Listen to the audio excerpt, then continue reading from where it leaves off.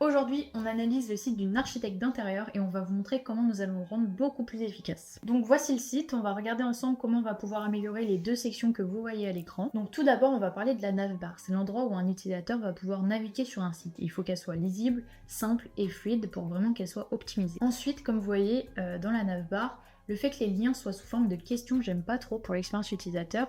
J'aurais plutôt mis prestations à la place de que propose Jody et l'histoire de Jody à la place de qui est Jody. Après, on peut également voir que les liens n'ont pas le même espacement entre eux, donc niveau UI c'est pas ouf, donc on va changer ça. Pour ce qui est du logo Jody à gauche, j'ai retiré donc le nom de l'architecte ainsi que son domaine.